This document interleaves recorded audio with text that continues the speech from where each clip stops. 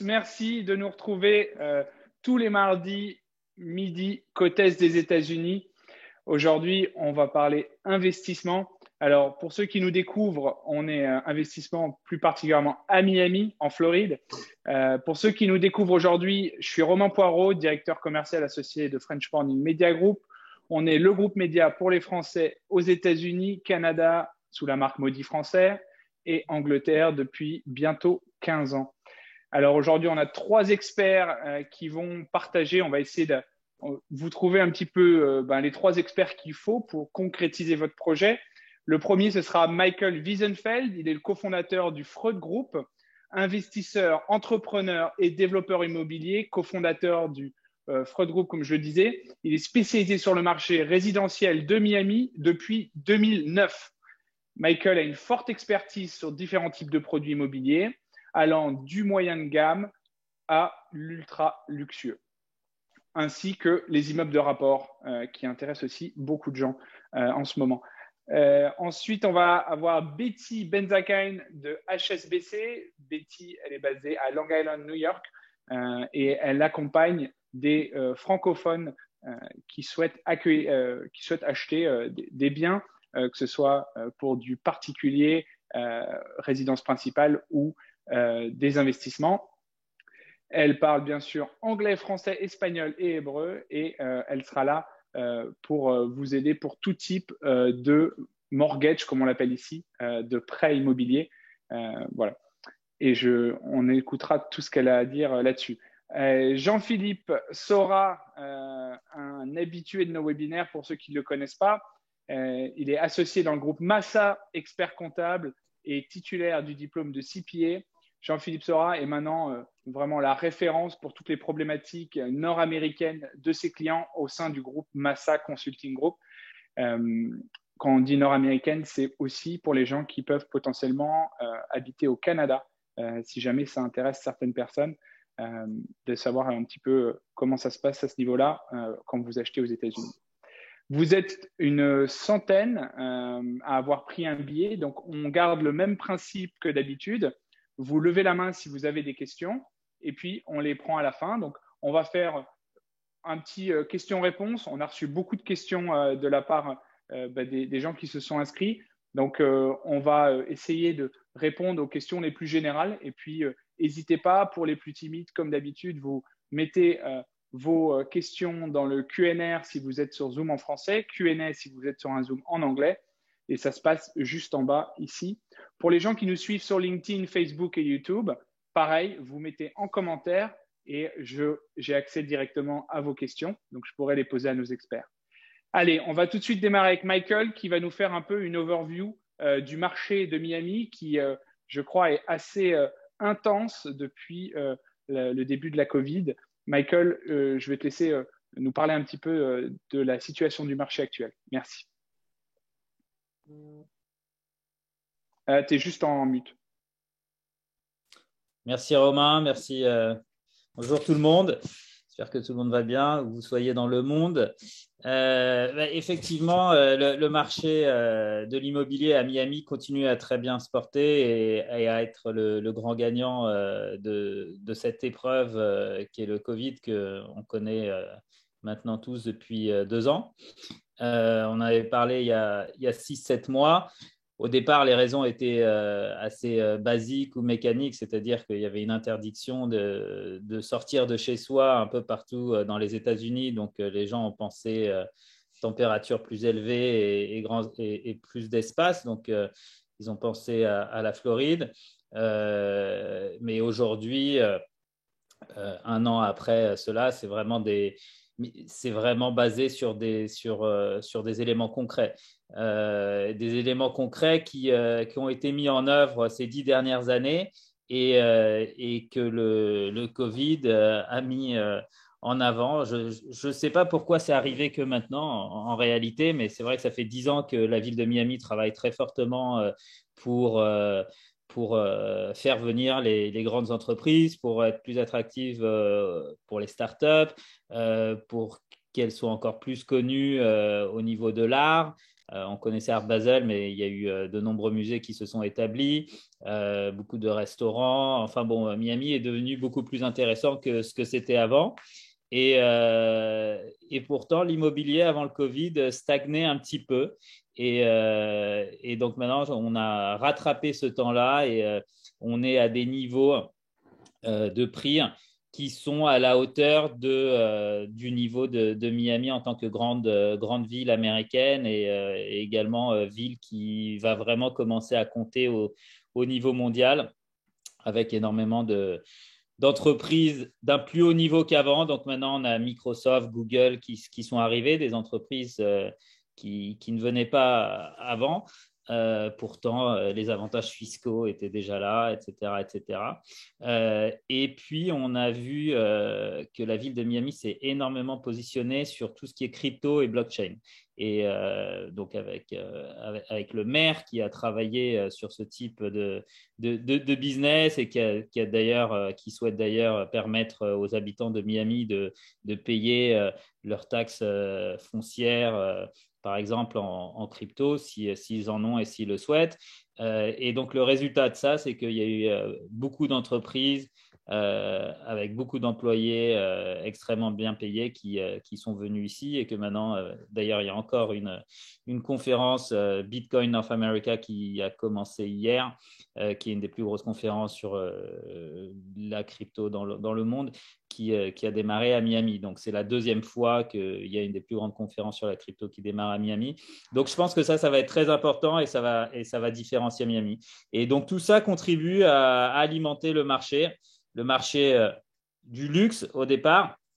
Mais ensuite, forcément, les entreprises, il n'y a pas que des CEO, il y a les vice-présidents, il y a toutes les échelles du management qui arrivent à Miami avec ces entreprises-là. Et ces gens-là cherchent à acheter, cherchent à louer et l'inventaire est au plus bas. Moi, je ne l'ai jamais connu aussi bas depuis 2009. Et donc, ça contribue à continuer à faire monter les prix, que ce soit les maisons ou les condos. Voilà. Mais c'est un marché sain. Il y a plus de loans qu'avant, des loans à des très bons prix. Betty pourra en parler, des très bons taux. Et puis des valorisations qui sont correctes et des leverages qui sont corrects, c'est-à-dire qu'on reste quand même avec une nécessité de mettre entre 20 et 30% d'armes. Donc, c'est un marché qui est très sain. Leverage, donc effet de levier. Hein. Oui. Parfait. On a reçu aussi une autre question qui était est-ce que tu penses qu'on est plutôt sur un marché d'acheteurs ou de vendeurs aujourd'hui?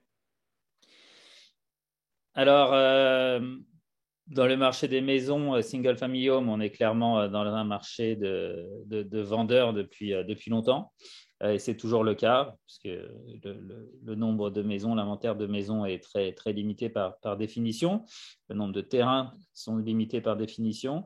Et en ce qui concerne les condos, on est sur le point, selon moi, de rentrer sur un marché de vendeurs également. Donc, c'est encore le bon moment. Ça dépend des types de biens. C'est encore le bon moment pour les acheteurs, pardon.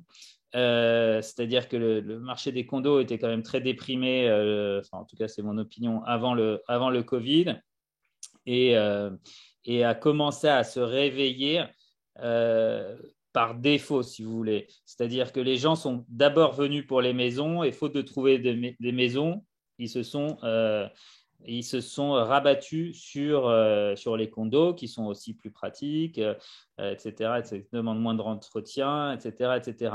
Voilà, donc de façon très logique, les types de biens en condo qui sont en forte demande et sur lequel je pense qu'on est déjà dans un marché de vendeurs à ce niveau-là, ce sont les grands appartements, les 3 bedrooms, enfin les 4 pièces et plus. Parce que c'est l'alternative aux maisons. Donc, on ne trouve pas de maison, on a besoin d'espace, on prend un 4 pièces et plus. Voilà. Et les 4 pièces de base à Miami représentent 10% en gros de l'inventaire l'univers des appartements en général, donc beaucoup moins nombreux que les 3 pièces ou les 2 pièces. Et donc, par conséquent, il y a plus de pression et donc, on est rentré dans un marché de vendeurs. Mais pour le reste, je dirais qu'on est encore, quand je dis pour le reste, pour les autres types de condos, on est encore dans un marché d'acheteurs où il y a des opportunités d'acheter encore à un bon prix, contrairement aux maisons où c'est assez difficile de justifier la valeur et la hausse. C'est-à-dire qu'il y a des maisons qui valaient 900 000 il y a un an ou 15 mois et qui aujourd'hui, exactement la même maison, valent 1,7 million, 1,8 million. Donc, c'est un peu compliqué de justifier ça parce qu'au final, ça reste la même maison. Mais au niveau des appartements, je trouve qu'on trouve toujours dans l'ensemble des prix qui restent raisonnables. Donc aujourd'hui, faire une bonne affaire à Miami, c'est trouver quelque chose qui est dans le marché et qui n'est pas surpayé.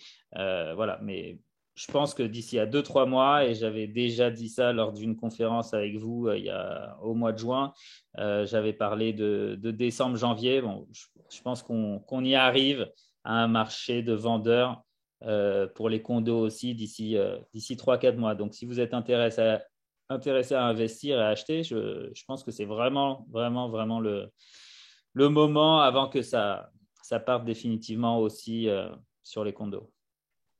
OK.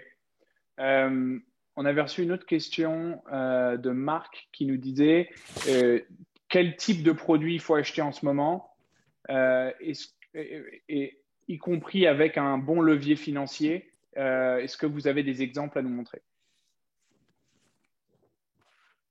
Oui, tout à fait. Je vais peut-être faire un partage d'écran. Les produits qui ont le vent en poupe aujourd'hui, bon, j'en ai déjà parlé, sont les maisons. Mais il y a aussi un nouveau type de produits qui sont les nouvelles constructions Airbnb. Donc, ce sont des immeubles, la plupart sont à Brickell et Downtown. Ce sont des nouveaux immeubles qui sont vendus tout meublés. Et je vais en montrer quelques-uns. Et qui ont déjà des licences Airbnb. Donc, parce que pour l'audience qui n'est peut-être pas au courant, l'Airbnb est très régulé ici à Miami. Il est même interdit de louer en deçà de 1 mois si vous n'avez pas de licence particulière. Et pour avoir la licence, il faut être dans un quartier qui permet d'avoir la licence. Et même si vous êtes dans un quartier qui permet d'avoir la licence, il faut que l'immeuble l'autorise. Donc, ça rend les choses compliquées. Alors que quand vous achetez dans ces nouveaux produits, il y en a 5-6 qui sont sortis cette année, vous pouvez de suite faire du Airbnb légalement. Et comme je l'ai dit tout à l'heure, l'autre type de produit, ce sont les grands appartements. Parce qu'il y en a peu et que la demande va être de plus en plus forte pour les raisons que j'ai expliquées. Mais aussi les studios, parce qu'on se retrouve maintenant à Miami dans la configuration d'une grande ville.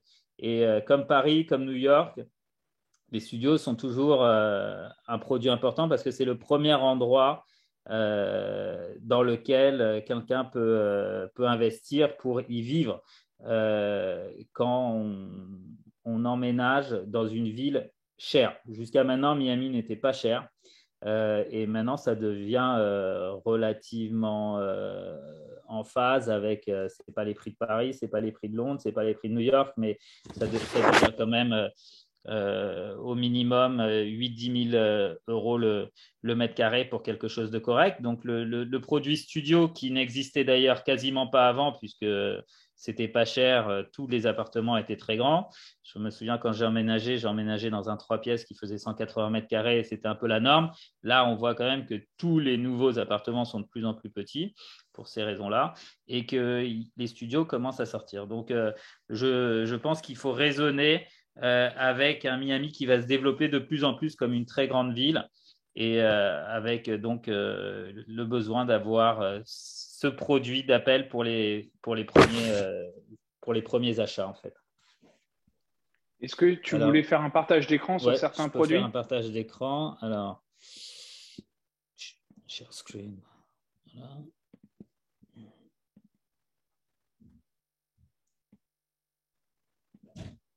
Vous pouvez voir? Parfaitement.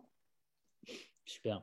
Alors, j'ai sélectionné 4 produits qui sont actuellement à la vente ou pas.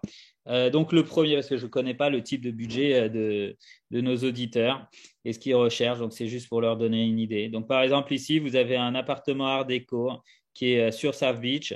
C'est un one bedroom qui a été refait et qui se vend 255 000 $. Donc, c'est le prix demandé. Voilà, cuisine neuve, salle de bain neuve, en très bon état, dans un petit immeuble typiquement Art déco, très mignon. Et c'est en plein cœur de South Beach pour ceux qui ne connaissent pas. Voilà ici où il y a marqué 255 000 $. Ça, c'est dans la catégorie investissement dans un grand appartement, donc un 3 bedrooms de 180 mètres carrés. À l'Icon Brickell, qui est un très bel immeuble sur Brickell.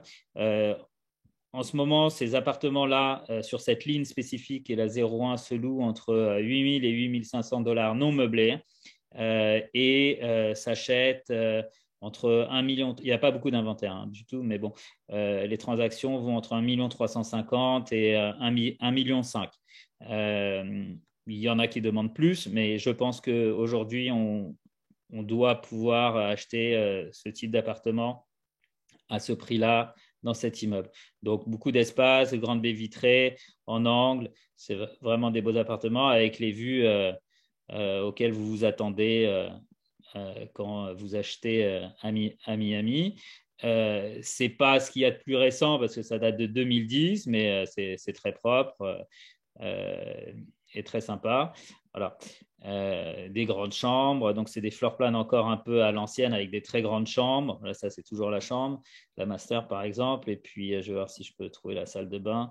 Voilà, avec des grandes salles de bain, etc., etc. Donc là, on est sur aussi des bons rapports de rendement parce que ça génère en gros 100 000 $ bruts par, par an pour un investissement de 1,4 million, disons.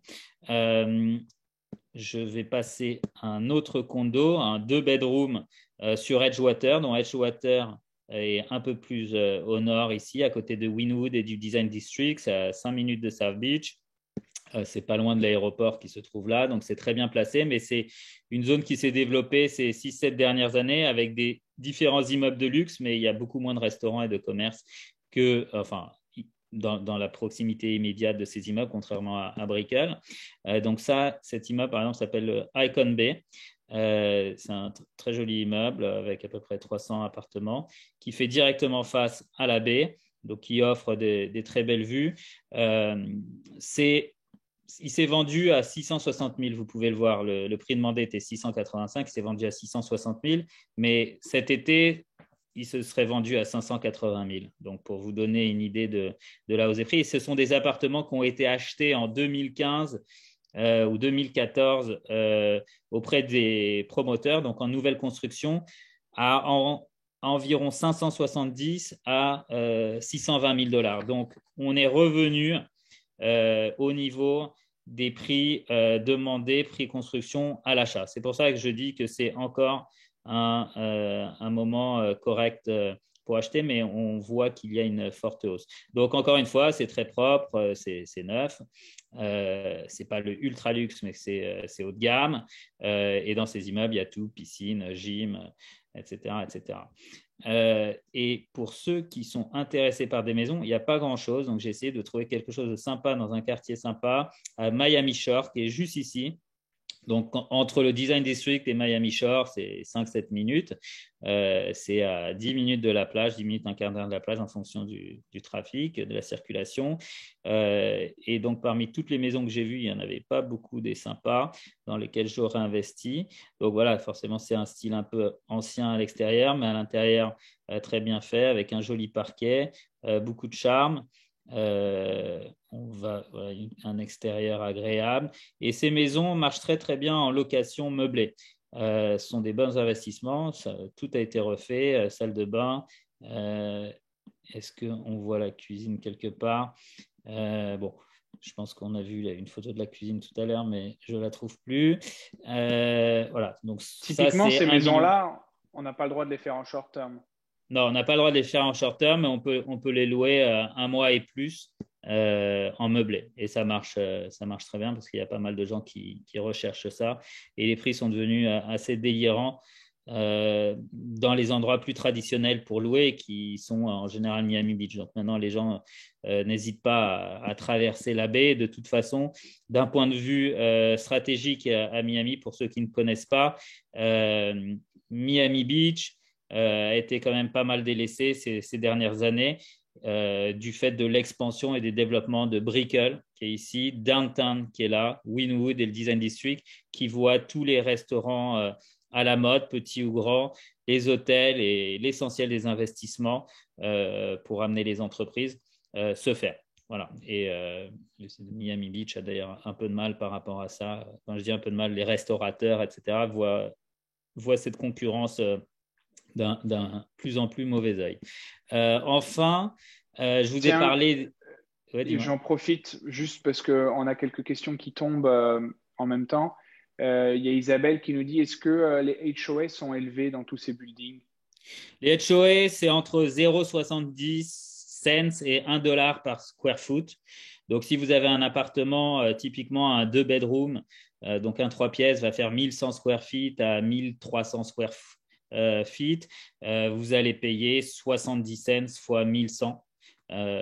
Donc, ça va faire 800 dollars par exemple. Moi, je préfère compter 90 cents parce que en fait, surtout quand vous achetez dans le neuf la première année, le constructeur met les budgets le plus bas possible pour être le plus attractif possible. Mais on l'a vu sur 30 projets ces 10 dernières années, ça manque jamais d'augmenter de 15-20% sur les 2, 3, 4 premières années d'opération avant de se stabiliser en fait.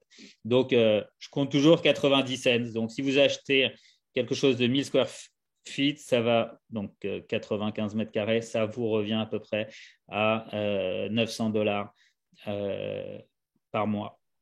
On a Dominique qui pose une question complémentaire et Mmh. qu'est-ce qu'il faut compter en property tax?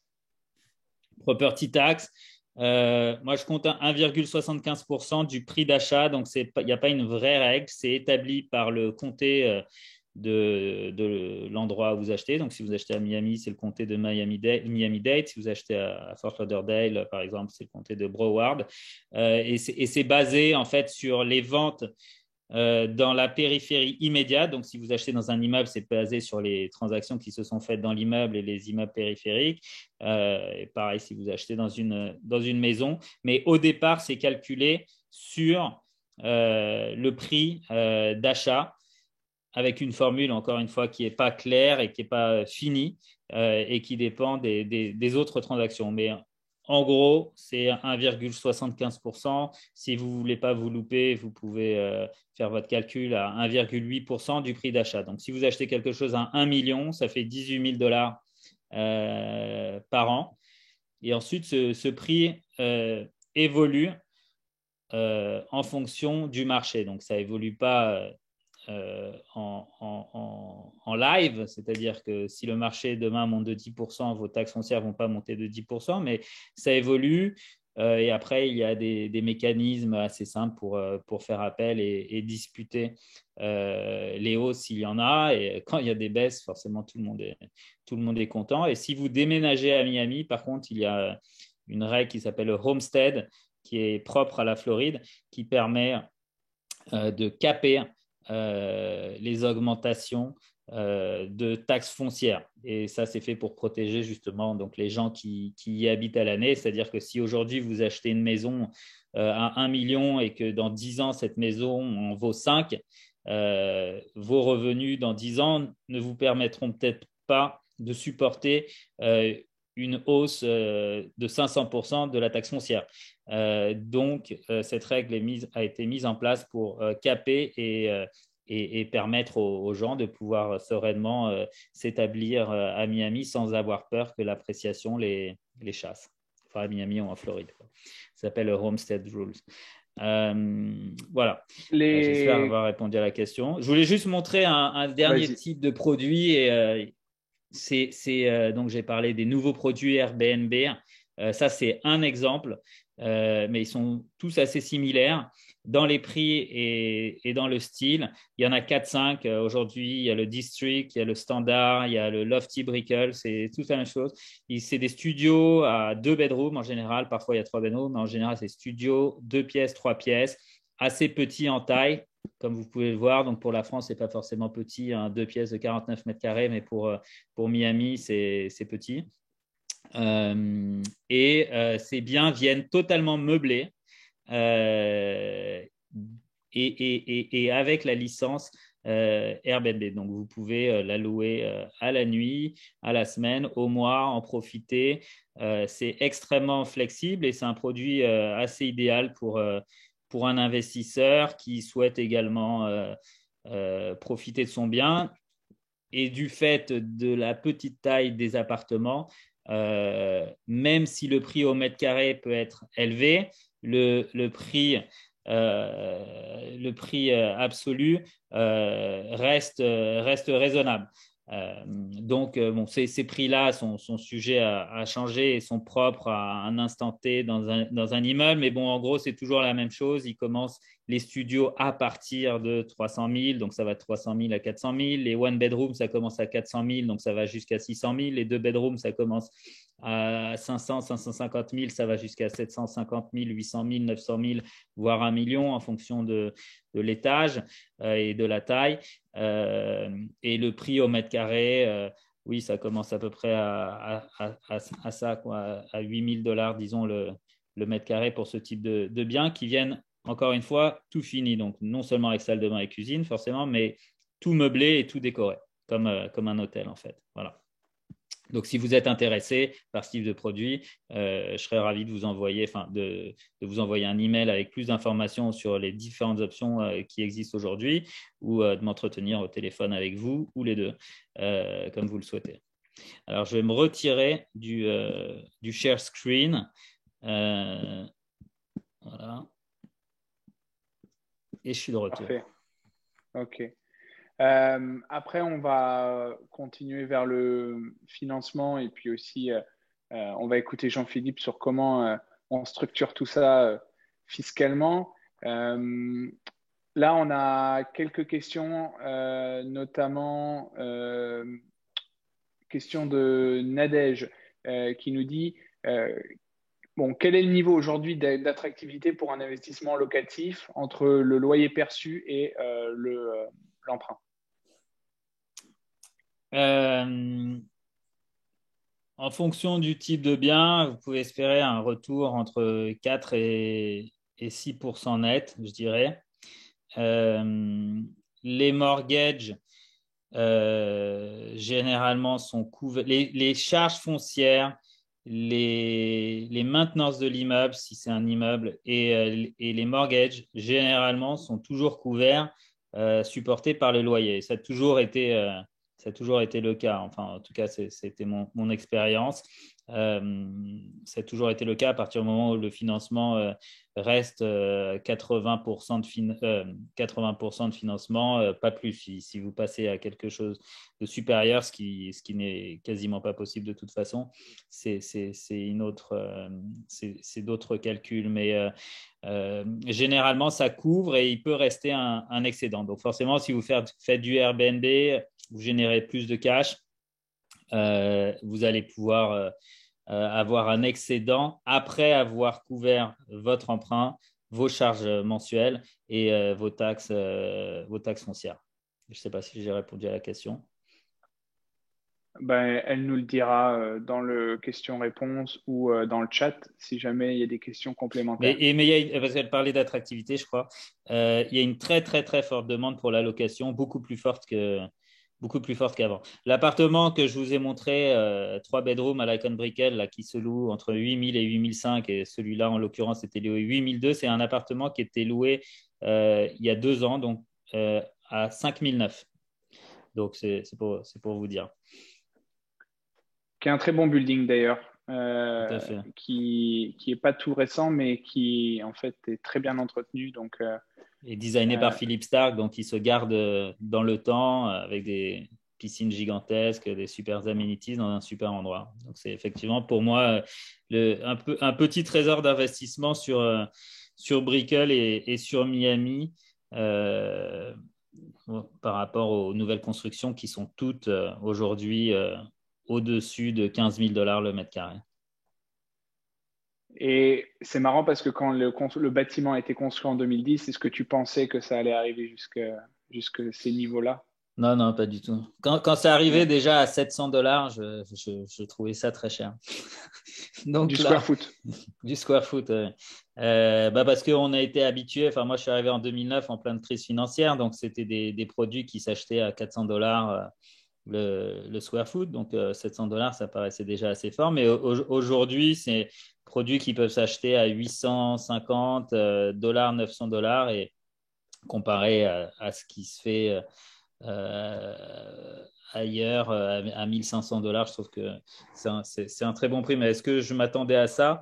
Que Miami arrive à 1000 $ du square foot un jour? Oui, parce que ça fait longtemps que je le dis et ça fait longtemps que je ne comprends pas pourquoi une ville dont on parle autant, pourquoi une ville dans laquelle il y a autant d'investissements de personnes aisées stagner au niveau des prix et rester aussi abordable. Une maison sur l'eau, ça valait, bon, c'est des montants, hein, mais une très belle maison sur l'eau, très bien placée, ça valait 6, 7, 8 millions. Je me souviens, il y a 5 ans, j'avais fait une analyse pour un client, il y avait à peine une quinzaine, vingtaine de transactions dans l'année au-dessus de 10 millions de dollars. Aujourd'hui, elle se compte par centaines et une maison sur l'eau au même endroit, ça vaut 25-30 millions. Donc, on rentre dans les tarifs à payer quand on veut avoir du terrain prime sur l'eau. Et avant, c'était pas cher du tout. Donc, je pense qu'il y a eu un décalage et que les gens ne comprenaient pas que Miami était en train de devenir une grande ville. C'était plutôt une petite ville provinciale, sympa pour venir le week-end, avec beaucoup de gens qui venaient pour acheter en résidence secondaire. Et en fait, pour moi, ce qui a sûrement changé la donne, c'est que maintenant, énormément de ces acheteurs viennent et ont déménagé. Donc, ça devient des résidences principales. Et donc, les gens ont une autre perspective par rapport à ce qu'ils sont prêts à dépenser pour tel ou tel immeuble ou tel emplacement, parce que ce n'est plus un investissement, mais c'est pour leur bien-être au quotidien. Voilà. Je Ok. pense que c'est une des grosses différences. On avait deux questions et après on va enchaîner. J'ai vu les questions qui ont été posées aussi en direct. Je les reprendrai tout à l'heure parce qu'il faut qu'on avance. Bon, aujourd'hui, concrètement, comment je fais si je veux investir pour la première fois à Miami? Et puis, est-ce que tu peux nous donner quelques tips, des trucs à faire et à pas faire? Et puis après, on va parler financement. Ok, très bien. Bon, rapidement. Euh, Comment investir à Miami? C'est assez simple. Donc, moi, je vais couvrir 5 points très rapidement. La clé, c'est de définir toujours un but et une durée d'investissement. Est-ce que c'est patrimonial, donc quelque chose de les garder dans le temps, transmettre? Est-ce que c'est purement locatif, un investissement? J'ai vu des clients qui, au départ, voulaient acheter pour garder le bien 10 ans et au bout de 2 ans, ont changé d'avis. Mais forcément, quand on fait une stratégie et qu'on donne une perspective sur ce qu'un quartier va devenir dans 10 ans, ça ne peut pas se passer en 2 ans. Parfois, on fait même chemin inverse. Par exemple, les gens qui ont acheté en 2013, c'est monté, ensuite c'est redescendu et maintenant ça remonte plus haut. Donc, ceux qui ont vendu 3-4 ans après, ça a été une mauvaise idée. Donc, très important d'avoir une ligne directrice. Deuxièmement, très important d'avoir, c'est évident, mais un bon agent qui est spécialisé dans le quartier et dans le type de produit. Michael, Ouais. fais attention parce que je crois qu'on a des bruits dans ton micro. Ah, pourtant, j'ai pas bougé. Vous m'entendez là? Ça bouge? Ok. Vous m'entendez Il y a bien? que moi. Ouais, on t'entend. Ok, parfait. Voilà, je bouge pas là. Donc, un agent qui est spécialisé par quartier, c'est-à-dire qui sait comment était le quartier il y a 10 ans, comment il est aujourd'hui et comment il va être dans quelques années. Donc, il peut vous offrir une perspective et vous permettre de comprendre quelle direction prend le quartier et donc quel est le potentiel possible pour votre investissement. Et un agent qui est spécialisé pour le produit que vous recherchez. Donc, si vous voulez de l'immeuble de rendement, n'allez pas voir un agent qui est spécialisé que dans le haut de gamme. Alors après, il y a des agents qui s'y connaissent un peu dans tout type de produits, mais voilà. Et si vous cherchez du haut de gamme, n'allez pas vous renseigner auprès de quelqu'un qui fait exclusivement de l'immeuble de rendement. Voilà, c'est important d'avoir un bon agent qui va pouvoir vous conseiller au mieux. Ensuite, troisièmement, contactez quelqu'un comme Betty, donc un mortgage broker, qui va pouvoir vous aider à définir votre capacité d'investissement. Parfois, vous pensez que vous pouvez vous permettre d'acheter un bien à 1 million de dollars, par exemple, mais en réalité, vous pouvez vous permettre que 800 000 ou bien vous pouvez vous permettre 1,5 million parce que Betty va trouver un type de produit qui vous permettra de faire un maximum de levier. Voilà. Et quatrièmement, alors ça c'est plus pour Jean-Philippe, bien définir le véhicule d'investissement pour optimiser la fiscalité de votre achat et aussi la succession. Donc, si vous avez 20 ans ou 30 ans, vous n'y pensez pas forcément. Si vous avez 40, 50, vous n'y pensez pas non plus forcément à 40 ans, mais ça arrive plus vite que vous ne le pensez. Je vois mes parents, je pense que j'en avais parlé l'autre fois, ont acheté pas mal d'immobilier ces 15-20 dernières années sans jamais penser à la succession. Et aujourd'hui, pour mettre les choses de façon optimale et bénéficier de toutes les exemptions que les États-Unis offrent, qui sont bien plus importantes que sous le régime français. Jean-Philippe pourra en parler plus précisément. C'est pas évident, alors que c'est très simple de paramétrer de la bonne manière dès le départ. Ça ne vous coûte pas tellement plus cher et ça peut vous faire gagner et à votre famille énormément d'argent. Et voilà. Et puis une fois que vous avez tout ça, que vous avez trouvé votre bien, après c'est très simple. Vous allez voir un closing agent, donc un avocat qui fait office de notaire. Ça coûte 2 000 à 3 000 dollars et ça se passe en quelques minutes, voire 1 heure, dans un bureau ou par Zoom. Voilà, donc c'est le processus d'achat en lui-même est très simple. Le plus important, c'est la mise en place avec les bonnes personnes aux différents niveaux. Agent, mortgage broker si vous voulez financer et expert comptable pour établir la bonne structure de votre investissement. Parfait. Merci, Michael. On te retrouve après pour le question-réponse parce qu'on a pas mal de questions qui sont en attente. On va avancer parce qu'on essaie toujours de garder le précieux temps de notre audience à 60 minutes maximum sur nos webinaires. Bonjour Betty de HSBC, ça va bien? Ça va bien, vous? Ben, merci de revenir nous expliquer comment on fait pour se faire financer aux États-Unis et aujourd'hui plus particulièrement sur Miami. Est-ce que je sais qu'il y a des gens qui nous écoutent des États-Unis, il y a des gens qui nous écoutent de l'étranger.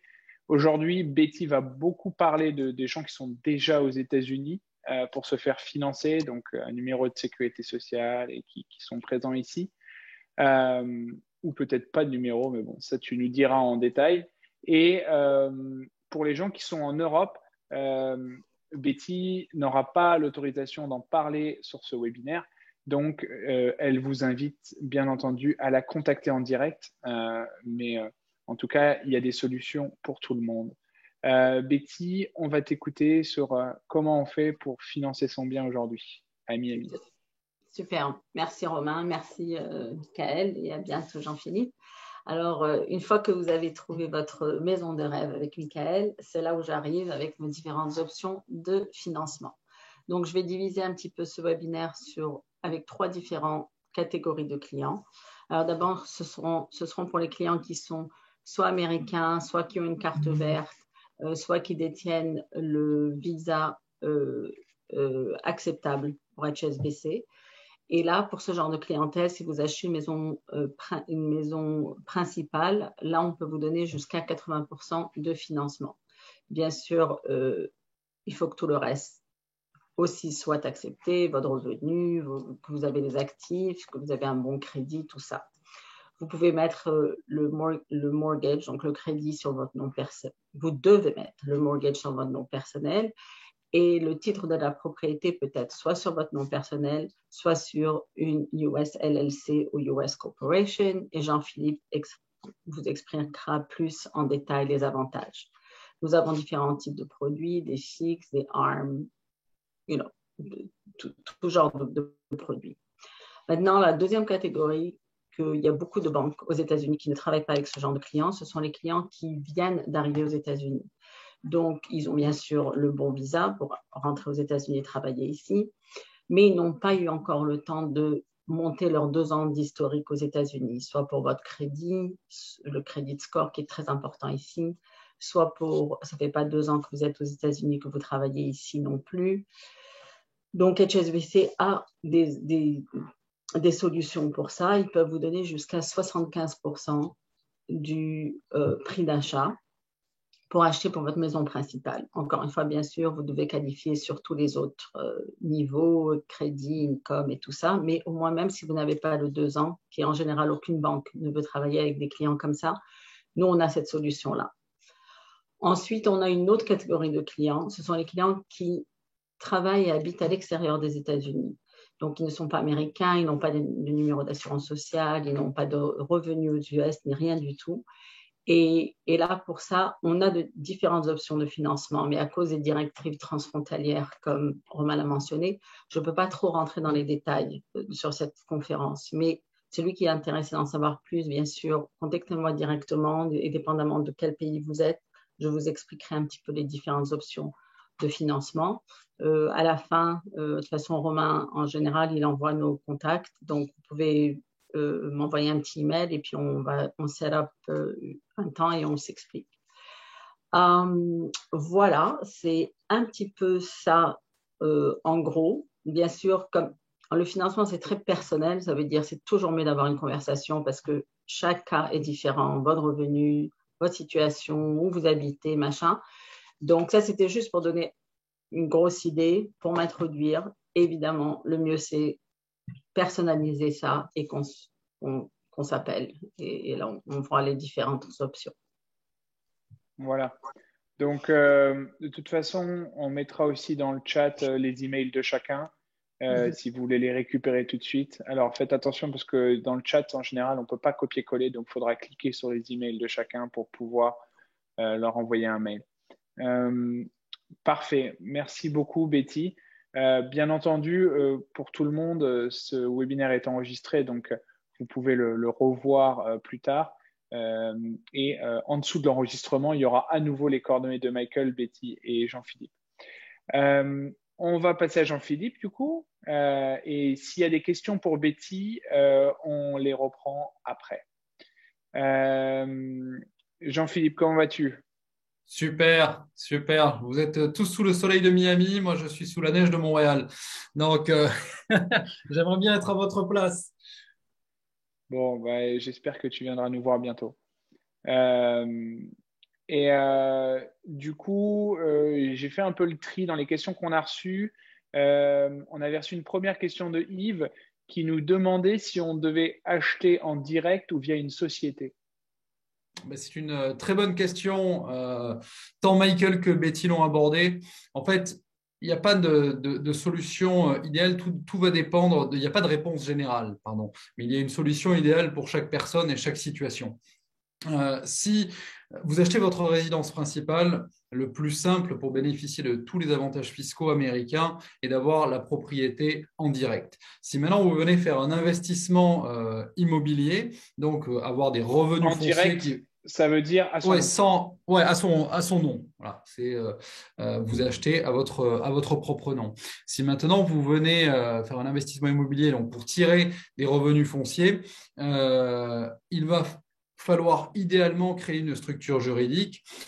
Pourquoi? Pour deux raisons. Première raison, on a une protection juridique qui est la limitation de responsabilité qu'on va retrouver avec une LLC ou une C-Corp, c'est-à-dire vous achetez le bien, vous le louez. Si un jour, pour une raison X ou Y, des locataires vous poursuivent parce que, par exemple, cas dramatique, un enfant s'est électrocuté et donc la famille vous poursuit, eh bien, si vous avez bien géré le bien, à ce moment-là, au maximum, on pourra taper dans le patrimoine de la société et votre patrimoine personnel ne sera pas touché. Donc ça, c'est une des premières raisons. Deuxième raison, on peut trouver des avantages fiscaux à créer une structure, notamment si, par exemple, on est non-résident. Vous êtes non-résident, vous habitez en France, vous voulez créer une structure, vous voulez acheter un bien immobilier à Miami pour le mettre en location sans avoir d'impact fiscal côté français, eh bien, il va y avoir plusieurs solutions possibles pour laisser la fiscalité américaine aux États-Unis sans qu'elle vienne déborder sur la France. Évidemment, il y aura des obligations déclaratives en France, mais on pourra ne pas forcément payer d'impôts. Et puis, on va avoir aussi des problématiques, comme le disait Michael, des problématiques successorales. Parce qu'il faut savoir qu'en tant que non-résident, si vous achetez un bien côté américain, vous n'êtes pas green card, vous n'êtes pas US citizen, vos héritiers, enfin votre succession, qui est une personne morale aux États-Unis, va devoir payer des droits sur la plus-value réalisée, sur la valeur du patrimoine qui va être transmis aux héritiers, avec un abattement qui sera de 60 000 $ quand pour les US Citizen ou Green Card, il avoisine les 12 millions. Donc au-delà de 60 000, eh bien, la succession va payer des impôts à des taux qui vont pouvoir monter jusqu'à 40%. Si vous avez une structure juridique qui est créée et vous insérez la famille dans cette structure-là, eh bien, à ce moment-là, à votre décès, eh bien, les héritiers sont déjà propriétaires des parts, donc on va pouvoir minimiser l'impact fiscal. Voilà, donc il n'y a pas de solution, voilà, de réponse générale, il faut vraiment l'adapter au cas de chacun. Donc évidemment, pour toutes ces questions-là, n'hésitez pas à me contacter. Je ne sais pas si Romain, tu as mis le mail là dans le chat, mais on va pouvoir étudier le cas de chacun.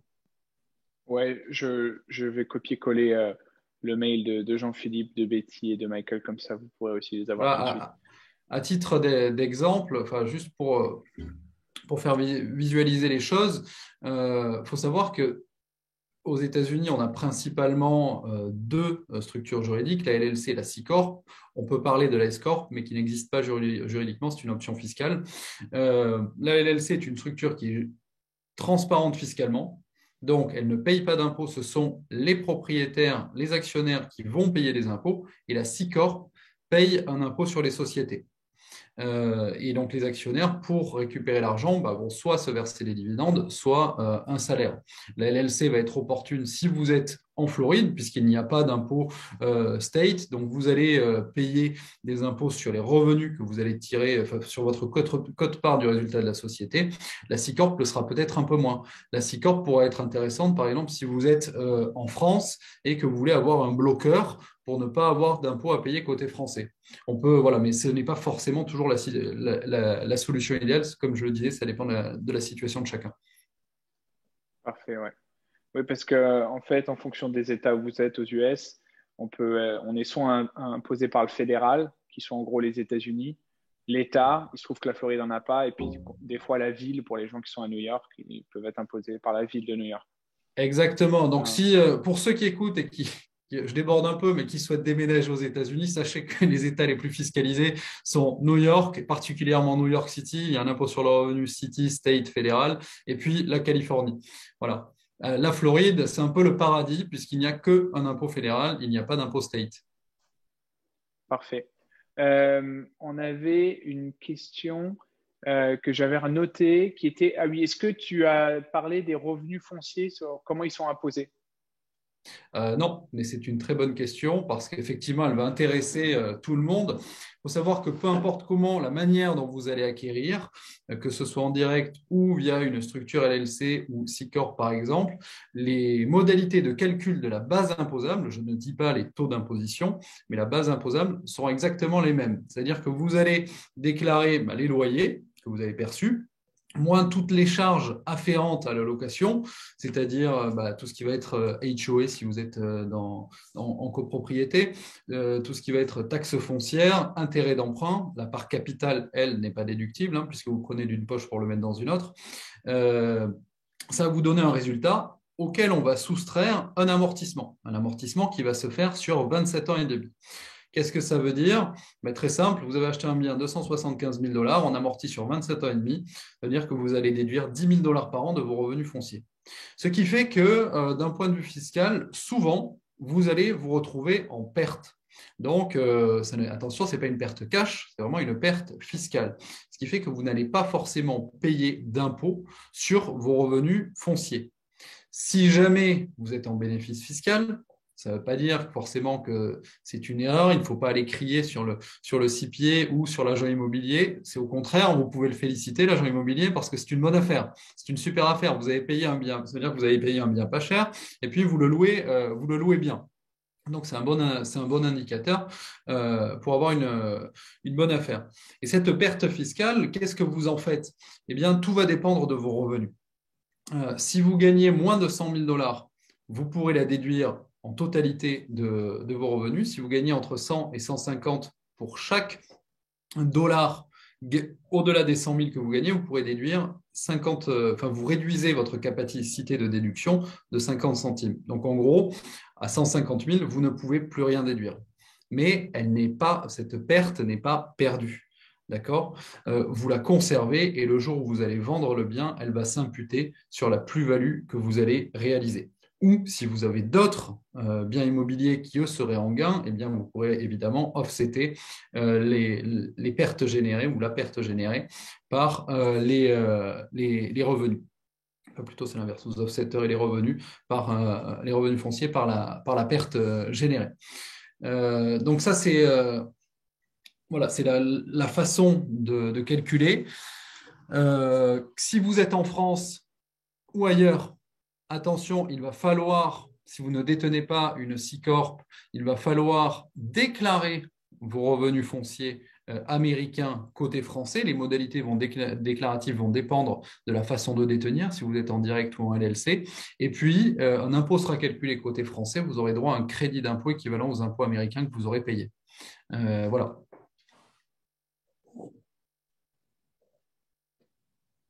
J'avais reçu une question de Fabien par email qui demandait comment ça se passe à la revente concernant la plus-value au niveau de l'imposition. Très bien. Alors, si c'est votre résidence principale, là, c'est super parce que si vous y avez habité pendant 2 ans sur les 5 années qui précèdent la vente, donc pas forcément 2 ans consécutifs, puisqu'on parle d'une période de 5 ans, à ce moment-là, vous aurez droit à un abattement de 250 000 $ sur la plus-value réalisée. Si vous êtes marié, à ce moment-là, l'abattement sera de 500 000 $. D'où l'intérêt de détenir le bien en direct.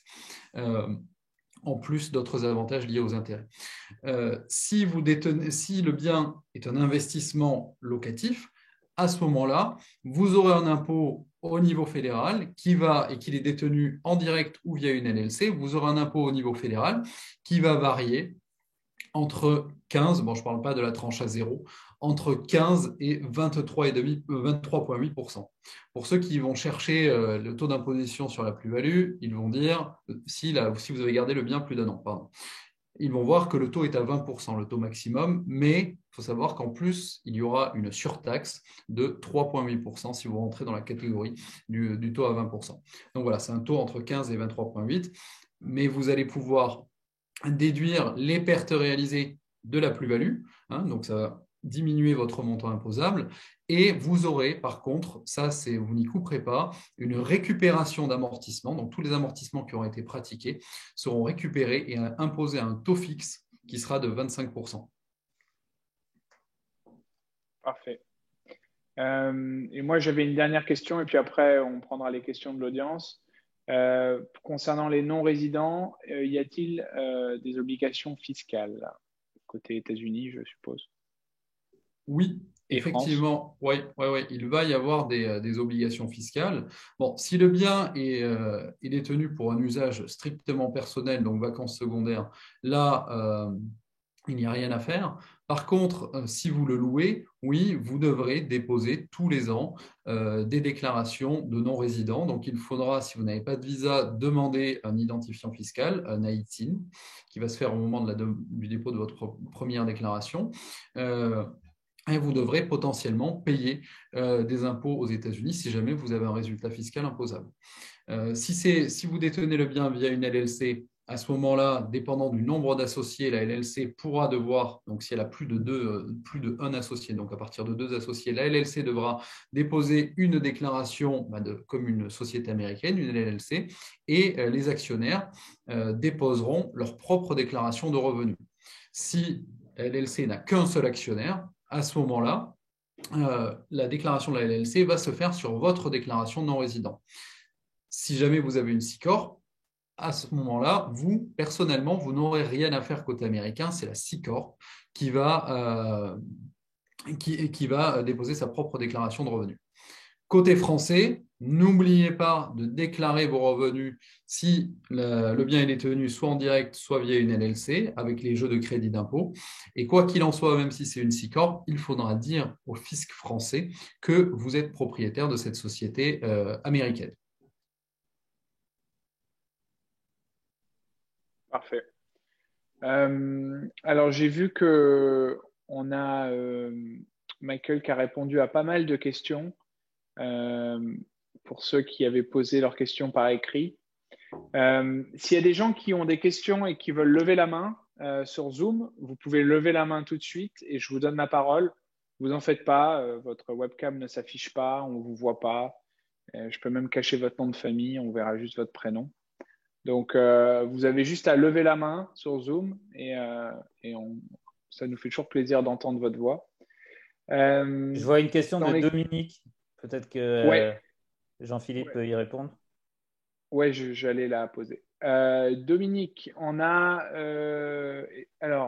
Dominique qui nous demande si si on peut être imposé à l'IFI en France sur des biens qu'on détient aux États-Unis. IFI, qui, pour ceux Impôt qui sur la connaissent fortune pas, c'est immobilière. c'est le nouveau impôt sur la fortune. Exactement. Eh bien, hélas, au risque de vous décevoir, oui, puisqu'on parle de biens immobiliers. Donc, voilà, la réponse est oui. Même Ouais, bah, si c'était c'est en rapide. LLC aux États-Unis?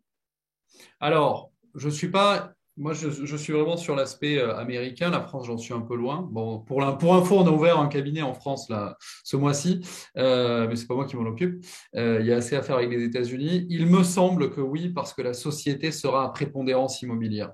Mais ça, ce sera à confirmer.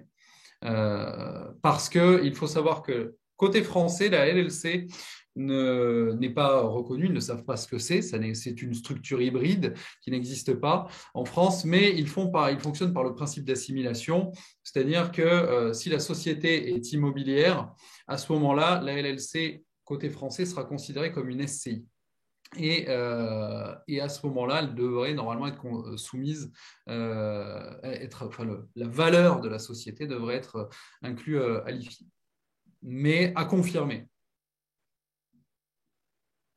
D'accord. Parfait. Est-ce qu'il y a d'autres questions dans l'audience? Je vois qu'il reste encore une trentaine de personnes connectées.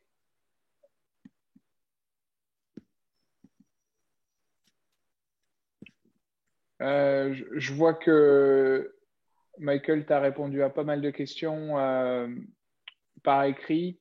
Pour ceux qui veulent le consulter, vous pouvez voir ça dans le Q&A.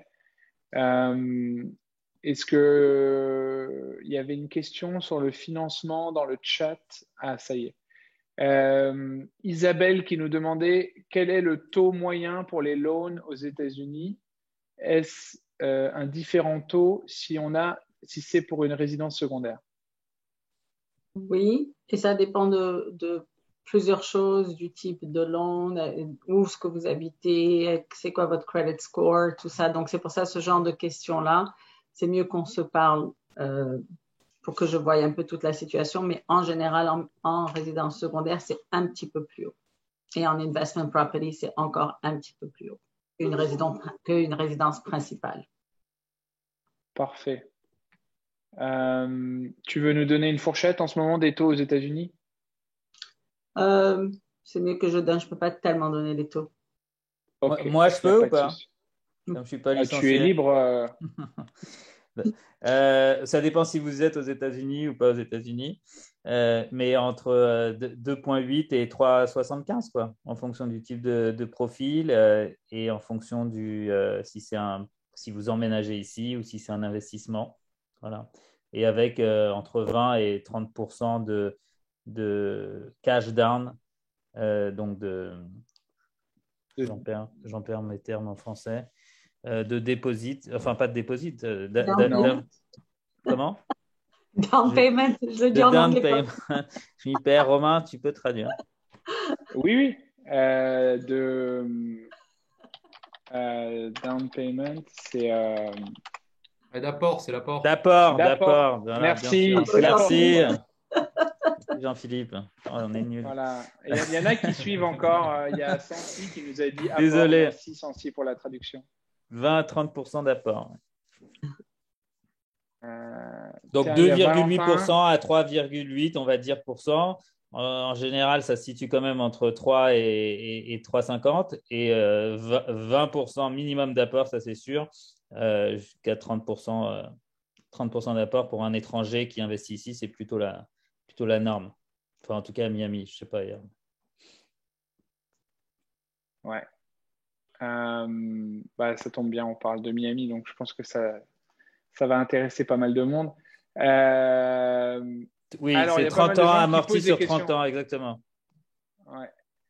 Tous ces taux-là sont. Je vais juste lire les questions parce que si je les lis pas, les gens sont pas au courant.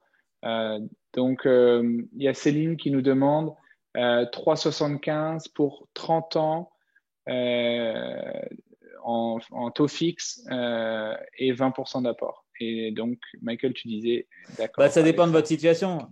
Comme disait Betty, je ne sais pas où vous êtes, etc., si c'est pour un investissement, pour une résidence principale. Mais les taux, la fourchette de taux que j'ai donnée, c'est amorti sur 30 ans. Parfait. Et Céline qui nous demande pour un investissement uniquement, pas perso. Donc, pas perso, je comprends que ça veut dire pas pour y habiter, quoi. Pas pour y habiter. C'est en général, c'est 30% d'apport, toujours amorti sur 30 ans. Et si vous êtes étrangère, entre 3,5 et 4%, je dirais. Mais bon, Voilà, comme l'a dit Betty, le mieux, c'est d'appeler Betty, qui évaluera votre profil et vous donnera plusieurs options disponibles avec différents types d'amortissement. Je pense que ça a répondu aussi à la question de Valentin qui demandait l'apport nécessaire pour un investissement locatif. Donc, en fonction des cas, avoir entre 20 et 30%. Du coup, si vous êtes étranger, c'est plutôt 30%.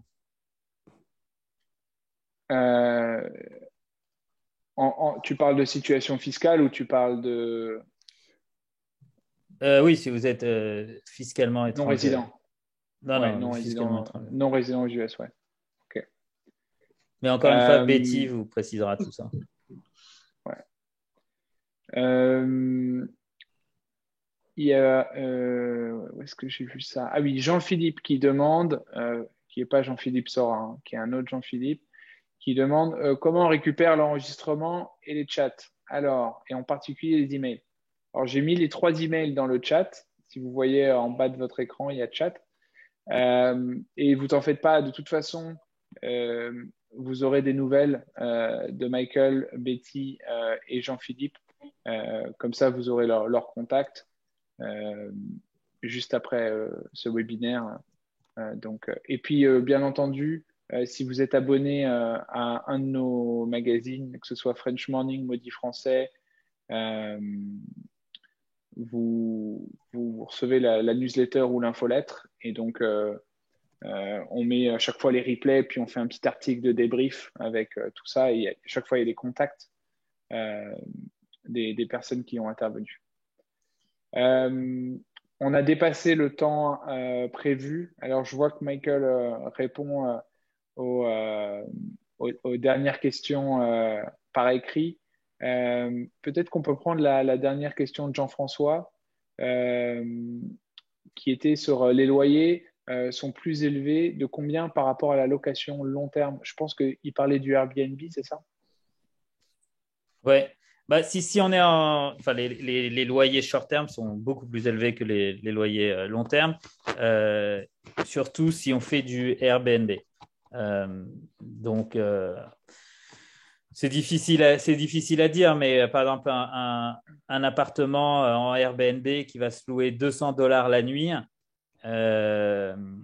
c'est pas forcément un appartement qui va se louer 200 fois 30 et qui se louera peut-être 200 fois 20 s'il était en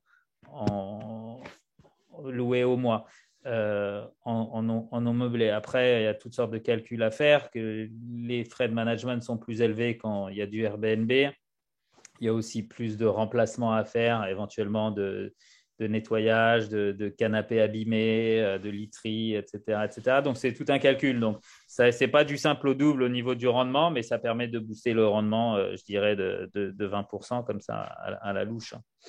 20-30% en fonction du type de bien. Allez, on prend la dernière question et puis après, on va laisser déjeuner et dîner les gens qui nous écoutent en France. Question de Laura, y a-t-il une différence, c'est pour Jean-Philippe la question, y a-t-il une différence fiscale, comme c'est le cas en France, entre le locatif meublé ou pas? Donc, le locatif meublé, voire Oui. la location nue, je suppose. C'est ça. Côté français, on fait du meublé pour faire du LMNP, souvent, loueur meublé non professionnel, pour pouvoir amortir. Et bien, en fait, côté américain, on amortit quoi qu'il en soit, que le bien soit meublé ou non. Donc, non, il n'y aura pas de différence. Voilà, il faut juste savoir que les meubles seront aussi amortis sur des durées plus courtes, mais c'est tout. Voilà, on n'a pas de distinction comme on les connaît en France. Je crois que ça, c'est un truc assez incroyable, non? L'histoire de pouvoir amortir n'importe quel bien immobilier. Ah, mais c'est un levier fiscal qui est assez extraordinaire et assez unique, avec surtout une contrainte, la contrainte, bon, à la fin, qui sera de 25% sur les amortissements qui auront été pratiqués, une imposition, mais qui vous permet de totalement, ben, il y a plusieurs options. Si vous gagnez beaucoup d'argent, vous avez de gros revenus, vous serez au-dessus des 25% d'imposition. Donc, l'amortissement vous permet d'économiser le différentiel, en gros. Et si vous n'êtes pas au-dessus, eh bien, vous construisez un patrimoine immobilier en décalant finalement l'imposition à plus tard. Donc, c'est un levier qui est assez extraordinaire. Et il faut savoir, il y a juste un point, si jamais, bon là, il faut commencer à quand même être dans l'investissement, investisseur assez aguerri, mais il y a des options qui existent comme le Like and Exchange, dont je n'explique pas les modalités parce que là, on partirait dans un autre webinaire, mais qui va vous permettre d'acheter un bien immobilier, vous le vendez, vous décalez l'imposition de la plus-value à plus tard à la vente du second bien immobilier, et ainsi de suite. Enfin, vous pouvez le faire autant de fois que vous voulez. Donc, voilà, le levier fiscal américain de l'immobilier est assez impressionnant. L'IRS compte sur les investisseurs pour rénover les États-Unis, c'est un peu ça, non? Un peu ça. Ok. Allez, on clôture. Un petit mot sympa de Dominique qui dit Michael, on arrive la première quinzaine de février et on prendra contact avec toi. Donc, voilà. Merci à tous de nous avoir suivis jusqu'à la fin. Si jamais, malgré tous les techniques qu'il y aura pour récupérer les contacts, et d'ailleurs, ils auront vos informations, donc ils pourront vous contacter directement. Si jamais vous n'arrivez pas à retrouver les contacts de nos intervenants, ce qui me paraît Mais bon, ça peut arriver. Des fois, les emails ne passent pas. Vous pouvez toujours me contacter en direct. Normalement, vous avez tous mon email puisque on vous invite régulièrement. Pour ceux que ça intéresse, ce ne sera pas mardi la semaine prochaine parce qu'on a un autre webinaire sur le UK, mais mercredi 26, donc la semaine prochaine, on va parler de l'assurance vie américaine qui n'a rien à voir avec l'assurance vie française. Merci tous les trois de nous avoir suivis et de nous avoir appris pas mal de choses aujourd'hui. Et je vous souhaite une bonne après-midi. À bientôt sur French Morning. Ciao, ciao. Merci tout le monde. Merci, Bye. au revoir. Au revoir. À bientôt.